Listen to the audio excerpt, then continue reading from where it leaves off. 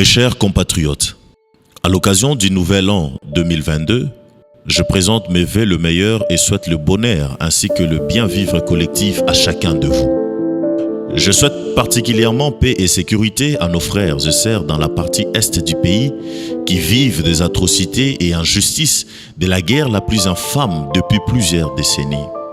Je lance un message de soutien aux FARDC et j'encourage leurs efforts pour une paix durable dans la région au-delà de conditions difficiles et inimaginables dans lesquelles ils combattent l'ennemi, car décidés de tenir à leur engagement de mourir sous les drapeaux. Bandeko, la République est appelée à évoluer, mais il est plus qu'urgent pour tout peuple ayant des ambitions de grandeur d'évaluer avant d'évoluer. Évaluer ce que la RDC, évaluer ce que nous sommes devenus en tant que peuple afin de nous décider et nous préparer foncièrement à redonner une robe de gloire à ces pays majestueux au cœur de l'Afrique. Cette robe de gloire que nous envisageons a été durant de longues années une prêt-à-porter par manque d'hommes de vision et de bons couturiers capables d'offrir à la RDC une robe sur mesure. Bampangi, la RDC, nous le savons tous, renferme en plus de son patrimoine culturel extraordinaire d'énormes atouts naturels aussi insoupçonnés qu'attrayants. La RDC a pour elle-même un riche écosystème présentant de nombreuses opportunités de découvertes et des éléments parmi les plus exceptionnels de la nature. Un relief très varié avec paysages d'une beauté exceptionnelle, des savanes, forêts profondes, des mangroves, de montagnes, des plaines, de plateaux, le tout arrosé par le majestueux fleuve Congo, des grandes rivières et des lacs parmi les plus exceptionnels du monde, notamment le Tanganyika, le Kivu, le Foix, lac Mukamba et tant d'autres. La RDC a pour elle le pic Marguerite, le troisième plus haut sommet d'Afrique couvert de célèbres neiges éternelles dans le massif du Rwenzori. Notre pays possède 47% du massif forestier tropical du continent africain, les deuxièmes du monde après l'Amazonie et 6% de réserves. Avec cette diversité des reliefs associés à celle des climats, le Congolais n'a rien à aller voir ou découvrir ailleurs. En effet, ce relief est un habitat pour une faune unique avec de nombreuses espèces endémiques, dont plusieurs spécimens emblématiques parmi lesquels l'okapi, le gorille de montagne et tant d'autres.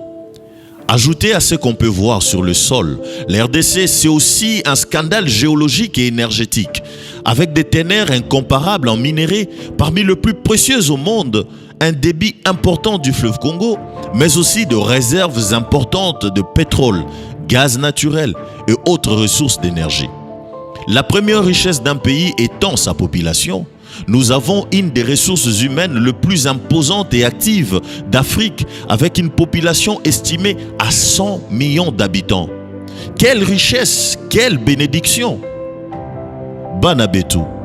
Avant maintenant de se poser la question de comment notre pays avec tous ses potentiels et ses richesses a pu atteindre ces niveaux de misère, de détresse économique, d'apocalypse sociale, de décadence morale et du chaos politique, nous devrions commencer par répondre à celle de savoir quelle est la qualité de la classe politique et des dirigeants auxquels nous avions confié notre destinée depuis l'indépendance à ces jours. Il faut bien l'admettre, le constat est terrifiant et catastrophique. Voilà pourquoi la vie congolaise en communauté est aujourd'hui devenue un ensemble de sociétés vides. C'est mieux de boiter sur un bon chemin que de courir sur la mauvaise route d'Ixit Claude Mikemo. Après 62 ans de gouvernance souveraine de la République, sommes-nous sur le bon chemin? Des signes d'effondrement de la régulation politique de la société sont manifestement visibles. La RDC n'a jamais été véritablement et positivement gouvernée. Il y a juste une minorité qui règne au nom d'une prétendue démocratie qui n'est qu'apparente. L'État est en panne d'instruments de gouvernance du destin national. Les préoccupations majeures de la population se noient dans les appétits insatiables des acteurs politiques qui par leurs actes, faits et gestes donnent à croire qu'ils dirigent contre les intérêts vitaux des Congolais et dans un total mépris des problèmes le plus profond qui le touchent, à savoir l'accès au plein travail, la dégradation générale du cadre de vie urbain, les coupures intempestives chroniques de la fourniture de l'eau et de l'électricité, la scolarité de qualité et l'éducation des enfants, le génocide silencieux des maladies bénignes, les difficultés des transports, la prostitution et la délinquance juvénile, la toxicomanie, les érosions et inondations, la pauvreté, la famine, le logement décent, la couverture santé universelle et autres. Jusqu'où continuerons-nous à croiser le bras et à fermer les yeux sur les échecs infinis des institutions politiques nationales et de cette classe politique quasi médiocre, abîmant et détruisant au quotidien aussi bien par les inconséquences assumées que par les incompétences protégées et promues au détriment du présent et du futur des générations entières de Congolais. L'esclave qui n'est pas capable d'assumer sa révolte ne mérite pas que l'on s'apitoie de son sort. Cet esclave répondra seul de son malheur s'il se fait des illusions sur la condescendance suspecte d'un maître qui prétend l'affranchir. Seule la lutte libère. Dixit Thomas Sankara. Très longtemps, nous avons été envahis par une longue nuit de désespoir, au point où nous avons été atteints d'une cécité qui nous empêche de voir notre rôle dans l'histoire de l'humanité.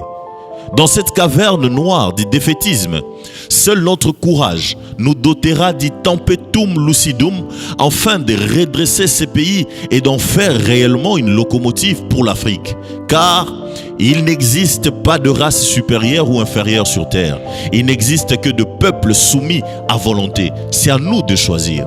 Bandoukou, de ce fait, mesurant la responsabilité qui est la mienne au milieu d'une jeunesse en pleine mutation, avec et au nom de laquelle nous avions mené à certains égards un noble combat ces 10 dernières années, combat d'affranchissement, combat de liberté, combat d'honneur et de dignité, combat citoyen pour l'alternance qui nous a coûté de pertes en vies humaines, de privations et de sacrifices énormes et qui m'a vu personnellement souffrir dans ma chair. Je me vois dans l'obligation de continuer ce combat avec vous cette année et de l'intensifier dans sa seconde dimension, celle de constituer l'alternative au-delà de l'alternance.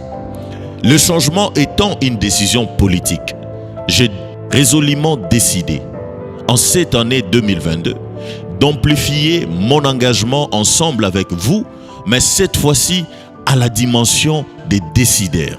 Car la seule manière évidente et saturante de changer ce pays, c'est d'avoir le pouvoir de décider de ces changements. Consécutivement à l'élan glorieux de l'engagement citoyen que nous avions lancé avec l'avènement de mouvements citoyens depuis 2015, je vais ainsi, avec votre concours, lancer un élan d'engagement politique décisif en vue de tracer une nouvelle trajectoire de la vie sociale, économique et politique de notre cher et beau pays. Nous allons construire ensemble une nouvelle vision de la RDC qui corresponde véritablement aux rêves congolais que nous portons et nous allons nous préparer à la mettre en œuvre. Voilà pourquoi cette année 2022, avec toute la symbolique qui s'y rattache, je nous invite à nous lever en soldats de notre destin commun, d'arrêter d'être des spectateurs passifs de l'effondrement de notre pays en devenant de vrais acteurs actifs du redressement de l'édifice national et du rayonnement d'un Congo à la hauteur de sa grandeur. Venons donc au secours de la RDC qui gît à l'agonie de la misère, de la pauvreté et des antivaleurs juste par manque d'une classe politique sérieuse, visionnaire, consciente, responsable et surtout patriote, capable de sortir la République de son coma prolongé. Mes chers compatriotes jeunesse contemporaine, du 20 janvier au 26 février, nous allons organiser des rencontres, une série d'échanges. Je serai surtout en tête-à-tête avec toutes les couches de la société congolaise et de jeunes en particulier. Nous échangerons avec les leaders d'opinion, les étudiants, les entrepreneurs, les associations, le mouvement citoyen et les organisations de la société civile. Nous irons voir nos aînés ainsi que le dirigeant politique dans le but de partager nos aspirations sur le rêve congolais et construire ensemble la perspective d'une nouvelle dynamique capable de répondre aux défis du pays. Nous vous reviendrons, surtout je vous reviendrai, après cette étape, pour vous donner l'ossature de la démarche que nous allons adopter pour commencer une nouvelle ère de notre engagement. Mes chers compatriotes, le Congo nouveau tant rêvé par Lumumba est vraiment possible, à condition de nous unir, d'avoir un but commun et de donner notre sang, notre sueur et toutes les larmes de peine et d'engagement. Seulement avec l'ambition, la détermination et les sacrifices, nous pouvons atteindre le bien vivre collectif et léguer un héritage digne aux générations futures. Que cette année 2022 soit celle d'un engagement fort et viscéral pour que plus rien ne soit comme avant dans notre pays et dans la vie de chaque citoyen. Plus rien comme avant de l'est à l'ouest de notre pays. Plus rien comme avant du nord au sud de notre pays.